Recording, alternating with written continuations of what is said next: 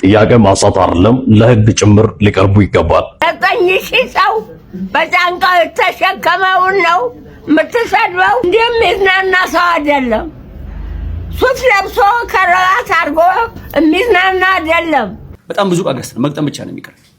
ሴራሚክ ብቻ ወደ 56 ኮንቴነር ይገርማችሁ፣ በጣም ብዙ ነው።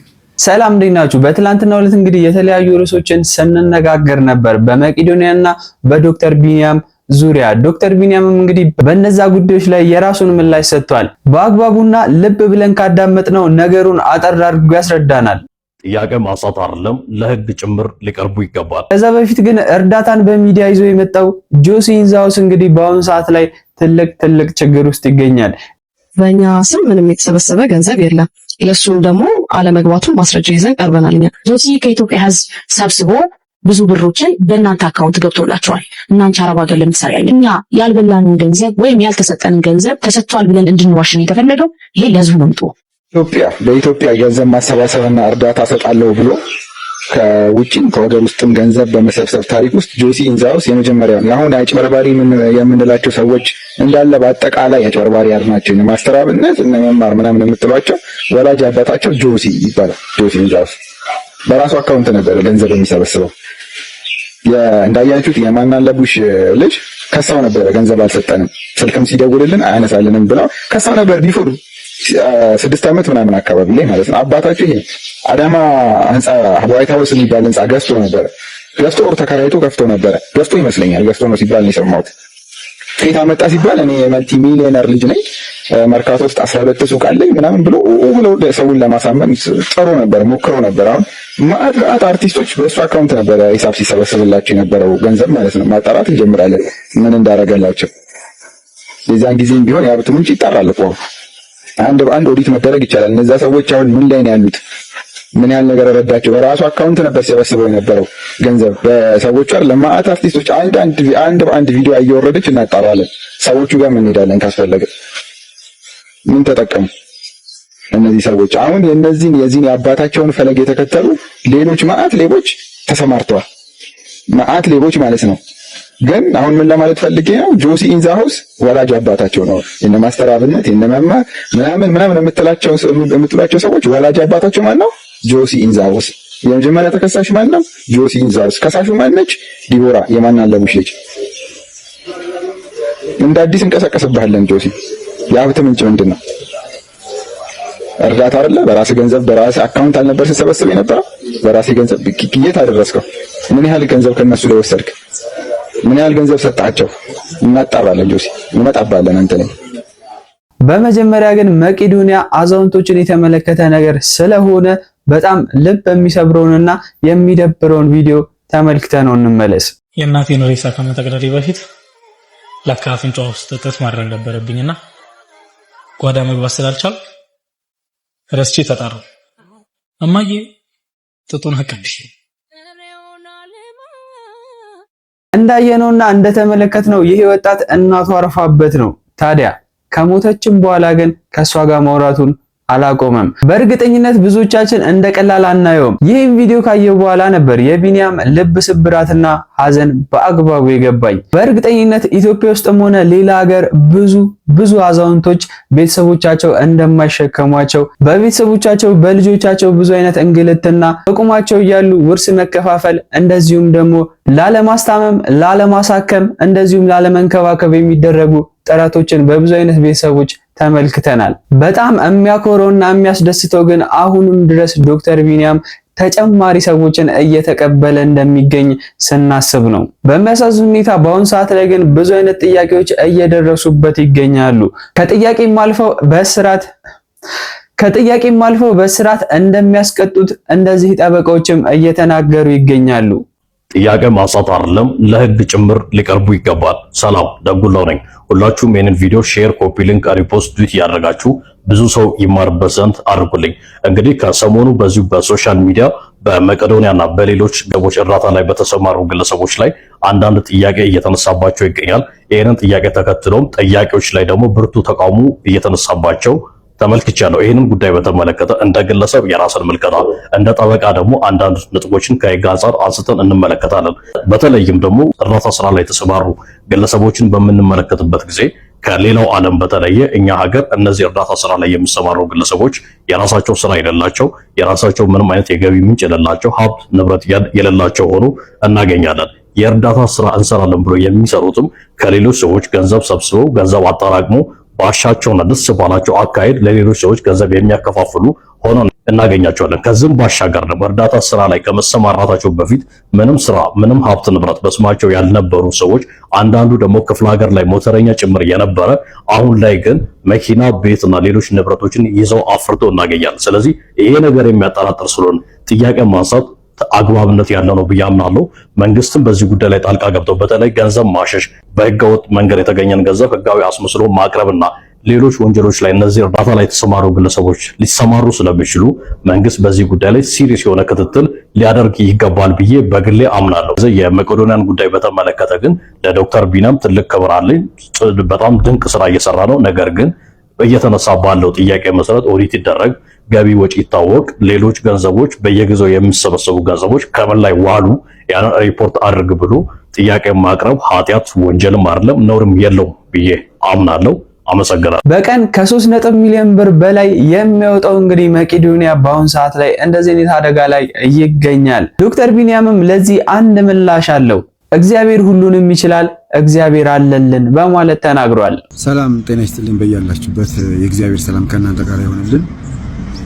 እኔ ሰሞኑን ስለ መቄዶንያ እዚህም እዛም የሚነገሩ ነገሮች በጣም ልቤን እየሰበሩት ነው፣ በእውነቱ ከሆነ ማለት ነው። በጣም የሚያሳዝነው እርግጥ መቄዶንያን የማያውቁ ሰዎች ናቸው። በዛ ልክ በድፍረት በተሞላ መልኩ መቄዶንያንና የመቄዶንያ መስራች ስለሆነው ስለ ቢኒያም ለመናገር ድፍረቱን ያገኙት ማለት ነው። ምናልባት መቄዶንያን ካለማወቅ የተነሳ ነው። መቄዶንያ ተጠሪነቱ ለሲቪል ማህበረሰብ ባለስልጣን ነው። ምክንያቱም የትኛውም የበጎ አድራጎት ድርጅት ፈቃድ የሚያወጣው እውቅናን የሚያገኘው ማለት ነው ከሲቪል ማህበረሰብ ባለስልጣን ነው። ያ በአመት አንዴ የገንዘብ እና የስራ ክንውን ሪፖርት ታቀርባለህ። መቄዶንያ ወደ 10 ምናምን ዓመት ሆኖታል ከተመሰረተ። አንድ አመት ሪፖርት ካላደረክ ትሰረዛለህ በሲቪል ማህበረሰብ ባለስልጣን ህግ መሰረት።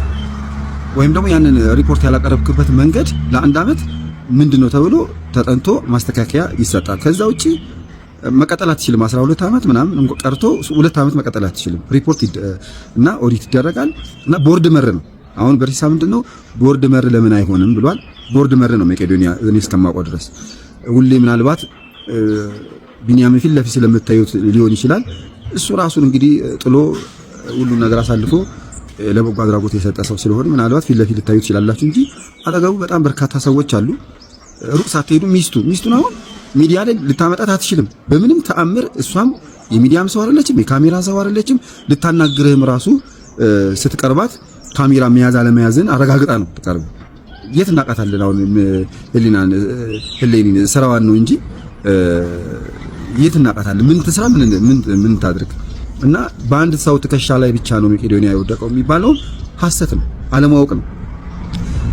ኦዲት ይደረጋል ወይ እንዴ? ኦዲት ባይደረግ ይሄን ሁሉ አመት መንግስትም አያቆየው። ምክንያቱም አሰራር አለ።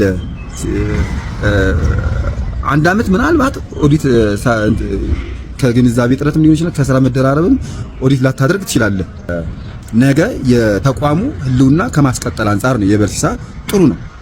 አንዳንዶቻችሁ ደግሞ በስብዕናው የሚመጣችሁ ሰዎች አላችሁ። በቢኒያም መቄዶንያ በጣም ነው የሚገርመው። ይሄ ደግሞ ለዚህስ ምንም ንግግርም የለኝም። በኮፍያውም ሙድ የያዘ ልጅም አለ። በጣም ነው የሚያሳዝነው። ምን ያክል ከእግዚአብሔር እየተጣላን ያለበት ዘመን መሆኑን የምታውቁት አንደኛ እንደዚህ አይነት አይከን የሆኑ ሰዎችን ላይ አፍ መክፈት መጀመራችን ነው እና በጣም ያሳዝናል። አንዳንዶቻችሁ ደግሞ እናንተ በ40 እና በ30 ዓመት የበጎ አድራጎት ድርጅት ቆይታችሁ ያልሰራችሁትን ስራ ይሄ ተቋም በ15 ዓመት ሳይሞላው ተመንጭቆባችሁ ሲሄድ ጊዜ አይናችሁ ደም የሚለብስ ሰዎችም አላችሁ። እናንተ ደግሞ መንፈሳዊ ቅናት ነው መቅናት ያለባችሁ እንጂ ስጋዊ ቅናት መቅናት የለባችሁ። ይሄ መቄዶንያ ከኋላችን መጥቶ እዚህ ደረጃ ደረሰ፣ እኛ ምን ባልሰራን ነው እንደዚህ ደረጃ ያልደረስ ነው ብሎ ቁጭ ብሎ ከራስ ጋር ከእግዚአብሔር ጋር በጸሎት በጽሙና ራስን መጠየቅ ነው የሚገባው እንጂ ዝም ብሎ መቅናት አንደኛ ለልብም ጥሩ አይደለም። ለጤናም ጥሩ አይደለም። ስለዚህ መቅናት ያለብን መንፈሳዊ ቅናት ነው መቅናት ያለብን። መጽሐፍም ያግዘናል። ለምትበልጠው ጸጋ ቅኑ ነው የሚለው። ስለዚህ ራስን መመርመር ነው እንጂ የሚያስፈልገው እዚህ ደረጃ ያልደረስንበት ምክንያት ከምን አንጻር ነው ብሎ ራስን መመርመር ነው እንጂ ትክክለኛ ያልሆነ ጥያቄና ትክክለኛ ያልሆነ ድምዳሜ ወይም ውሳኔ መወሰን ራስን ከትዝብት ውስጥ ይከታል። ከተጠየቁት ጥያቄዎች ውስጥ ብዙዎቹን እንግዲህ እንደዚህ በአግባቡ መልሷል። አንድ ግን ስለ ኦዲቱ የተነሳውን ጥያቄ ያልተመለሰ አለ። ይህንንም በቀጣይ ቪዲዮ እንደሚመልስልን እርግጠኛ ነኝ። በሚያስደንቅ ሁኔታ ግን ኢትዮጵያ ውስጥ ልመና በጣም የተንሰራፋ ልማድ ሆኗል። ከሁሉም የሚደንቀውና የሚያስገርመው ግን የገቢው ትልቅነት ነው። በቀን ገቢ በነፍስ ወከፍ እስከ 800 ብር 1000 ብር እንደሚሰሩ እንግዲህ እየተናገሩ ይገኛሉ። አንዲት ወጣትም እንደዚህ ሶሻል ሚዲያን በመጠቀም የቀን ገቢዋን አሳይታናለች። ልመና ለመሄድ እንዘጋጅ የለማኝ ቭሎግ ፓርት 2። ለማንኛውም ዛሬ ከባለቤቴ ጋር ያጨቃጨቀንን ጉዳይ ነግራችኋለሁ። እየለበስኩ ምን መሰላችሁ፣ እሱ የሀብታም ልጅ ስለሆነ እዚህ ጋር ቭሎግ ስፈልጊ ቤተሰቦቼ ሊያዩት ይችላሉ። ካዩት ደግሞ ጥሩ አይመጣም፣ ከቤተሰቦቼ ጋር ታጣይኛለሽ፣ ታቆራረጭኛለሽ ምናምን እያለ ነበርና እኔ ደግሞ ስራችን እስከሆነ ድረስ ልናፍርበት አይገባም። እየሰራ ነው ያለነው ስራ ነው። ይሄ መተዳደሪያችን ነው። በቃ በጣም እየተቆጣ ነበር። ለማንኛውም እስኪ እናንተ ንገሩኝ፣ ይሄን ቭሎግ መስራት ልቀጥል ወይስ ላቁም? ለማንኛውም ሀሳባችሁን ኮሜንት ላይ አስቀምጡልኝ። እዚህ ጋር ተስተካክዬ ማለት ነው እንዴት መለመን እንዳለብኝ ለማመድኩ ነበረ። እዚህ ጋር ባለቤት የሚሳቅ ቋጥሮ ይዘሽ ሂጂ እያለኝ ነበረ። ሆቴል ለመብላት በጣም አስቸጋሪ ነው። ሁሉም ሰው የሚገምታችሁ በልብሳችሁ ስለሆነ ያስቸግራል። ለማንኛውም ሰላም ቆዩልኝ። በጣም ነው የምወዳችሁ። ቅድም የጠየኳችሁን ታዲያ ሀሳባችሁን ንገሩኝ።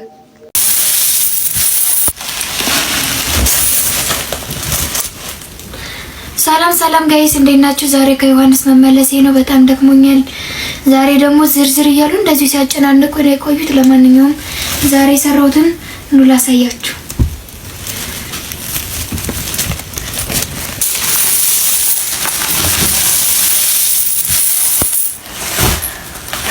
ይቺን ብቻ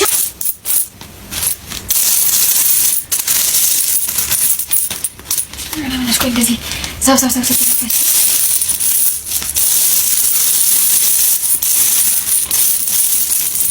ተለወጡ። እንደ 50 ሳንቲም እንዴት ይሰጣል? 50 ሳንቲም አሁን ምን ይሰራል? የማይገዛ ነገር ለምን ታመጣላችሁ?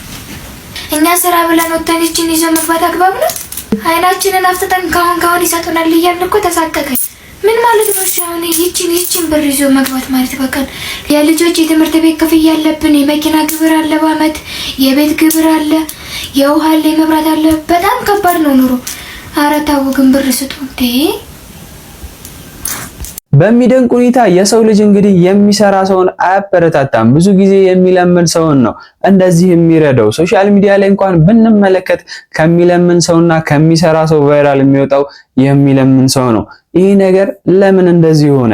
ትክክልስ ነው ወይ? የእናንተን ሀሳብ ኮሜንት ሴክሽን ላይ አስቀምጡልኝ። ለዶክተር ቢኒያምና ለመቄዶንያም እንግዲህ እናቶች እንደዚህ ድምጽ እየሆኑት ይገኛሉ። 9,000 ሰው በጫንቃው የተሸከመውን ነው የምትሰድበው። እንደሚዝናና ሰው አይደለም። ሱት ለብሶ ከረባት አድርጎ የሚዝናና አይደለም። እያነከሰ በአንድ እግሩ እያነከሰ ሰው ግንባር የሰው ፊት እየገረፈው ለህዝብ ብሎ ነው። ቁጭ በእንኳን ምግብ ሲበላ አላየነውም። እኛን ነው የሚረዳው። መጸዳዳት የማይችሉ አሉ፣ ቁርቶ መጉረስ የማይችሉ አሉ። እነሱን ሁሉ ገላጥቦ ምግብ አጉርሶ ተንከባክቦ ነው የያዘን። ገብረ ሕይወትን እየሰደበ ነው እንዲዘጋበኛ። ሁላችሁም ታዘቡ፣ ነገ በኔ ነው። ሁላችሁም ታዘቡ። ይሄ ሰው ምን አጠፋ? የታረዘ በሰበሰበ ነው ይሰደባል? መሰደብ አለበት እንዴ? እሱ የት ሀገር ነው የተፈጠረው? ጠይቁት እስቲ። እሱ መጥቶ ይጎብኝ፣ ይምጣ። ውሸት እንደሆነ ይምጣና መጥቶ ማረጋገጥ ይቻላል እኮ ወሬ ከማውራት። ወሬ ይቅራቅም፣ በወሬ ማውራት ጥሩ ዋጋ የለውም፣ ስነ ምግባር የለውም። እሱ ጭንቅላቱ አይሰራም። ገብረሕይወት የሚሰደብበት ምክንያት የለም። ምን ጥልቅ አድርጎ ነው የሚረዳው? ሰው የሚረዳ የኢትዮጵያ ሕዝብ ነው። እንኳን የውጭዎች እንኳን እየመጡ ይረዳሉ። በተጨማሪ በጣም ከሚያሳዝኑት ዜናዎች መካከል ሰሞኑን እንግዲህ ልዑል የሚባለውን ሕፃን እንግዲህ ያላየና ያልተደሰተ በሱ የለም። የልብ ህመሙን እንግዲህ በደንብ እንደዳነ ተመልክተን ነበር። በአሁን ሰዓት ላይ የጤና እክሎች እየመጡበት እንደሆነ አባትየው እንግዲህ ሲናገር አዳምጠነዋል። ምን አይነት የሚያስጠላ ነገር ነው እየሰማን ያለ ነው። ታስታውሳላችሁ ይህን ልጅ የልብ ህመም የነበረበት አዶናይ ከኢትዮ ኢስታንቡል ሆስፒታል ጋር በመሆን እንዲታከም እንዳደረገው። ነገር ግን አሁን የሚሰማው ነገር አሳዛኝ ነው። የልጁ አባት ልጁ እንዲድን ሳይሆን በልጁ ገንዘብ እየለመነ ነው መኖር የሚፈልገው እየተባለ ነው። በልጁ የመነገር ሱስ ያለበት ሰው ነው ልጁ በሚገባ አሁንም እየታመመ ያለው በአባቱ ችግር። ይህንን የተናገረው ልጁን በመሱድ አማካኝነት አዶናይ ጋር እንዲገናኝ ያደረገው ቢኒያም የተባለ ሰው ነው። አባቱ ልጁን መንከባከብ ሲገባው ትኩረቱ ገንዘብና ሌላ ነገር ስለሆነ ያን ሳያደርግ ቀርቶ ድጋሚ ልጁ በተጓዳኝ በሽታ ከታመመ በኋላ ወደ ሚዲያ እየወጣ የሕክምና መጓደል በማስመሰል የኢትዮ ኢስታንቡል ሆስፒታል ችግር ለማስመሰል እየሞከረ ነው ይላል። ህመሙን የልብ ሕክምናው ላይ እንደሆነ ለማስመሰል የሚካሄድበት ርቀት እጅግ በጣም ሰዎች እርዳታ ፈልገው መጥተው ካገኙ በኋላ እንዲህ አይነት ችግሮች እየተበራከቱ ነው። ምንድነው እየተፈጠረ ያለው ትላላችሁ? ሐሳባችሁን ኮሜንት ላይ አስቀምጡልኝ። በብልሃት እንኖር። በዛሬና በትላንትናው ዕለት እንግዲህ ሌላ ትልቅ ችግር ላይ ካሉ ሰዎች መካከል አንዱ መንሱር ጀማል ነው። እንደዚህ እንግዲህ በአደባባይ ከከሳሾቹ ጋር እንግዲህ መጋፈጥም ጀምሯል።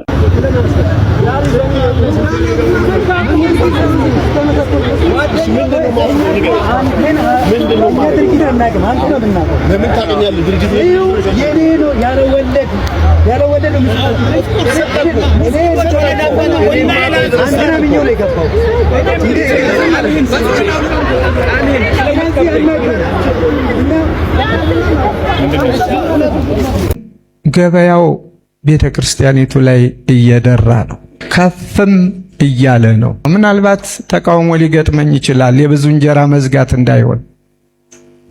ምን አለ መደራደር ባይኖር 40%፣ 50%፣ 60% ምዕመናንን ለቤተ መቅደስ ማሰሪያ ስጡ ብዬ ለሌላ እንጀራ መስጠት አልችልም። የእግዚአብሔርና የእግዚአብሔር ነውና እግዚአብሔር ያልፈቀደው ስራ በፍጹም በጉልበት በጥበብ ባላስፈላጊ ብልህነት እንስራ ብንለው የምቧይ ካብ ነው፣ ይናዳል፣ ይፈርሳል።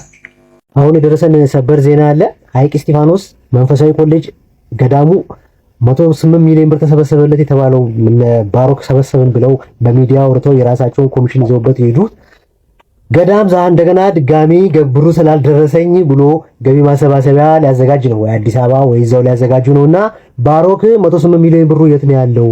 ቃል ገብታችሁ ምድር አርቲስት ተሰብስባችሁ ከቤተክርስቲያኗ ላይ የራሳችሁን ኮሚሽን ይዛችሁ ከሄዳችሁ በኋላ ብሩ አልገባም እየተባለ ነው። እንደገና ወተን ኮሌጁን ለማሰራት ህዝቡ ላይ ገቢ ልናሰባስብ ነው። እዛ በየቦታው ቁጭ አርጋቸው ቃል የሚገቡ አሉ አይደል? የአንተ ጓደኞች አውቃ 10 ሚሊዮን 20 ሚሊዮን የሚሉ ሰዎች አላስገቡም እያሉ ነውና ባሮክ ይሄንን ነገር እንዴት ታየዋለህ? ባሮክ ይሰማል? ምድረ ሌባ ይኸውልህ፣ ኢትዮጵያ ውስጥ ይሄ ሁሉ የሚያማምሩ ቤተክርስቲያኖች የሰራ ነው።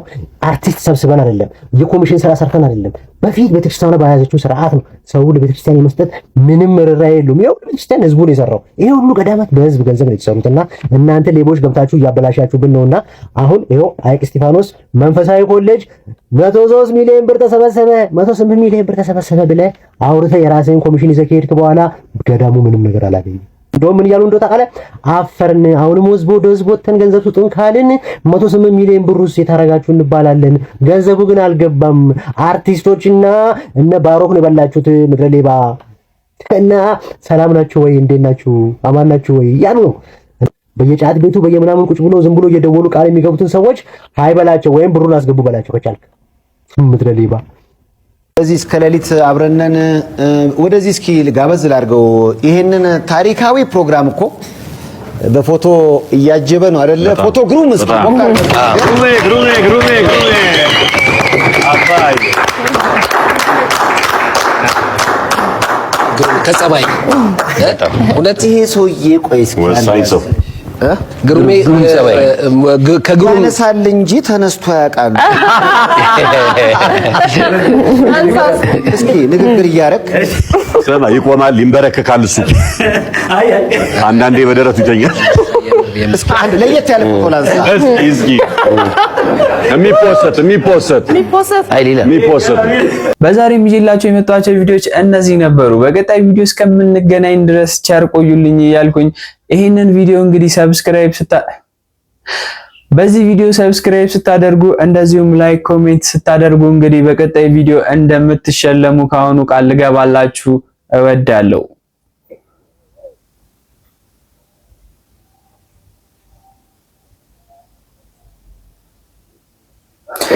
ይገኛል ተዝናኖበት እኮ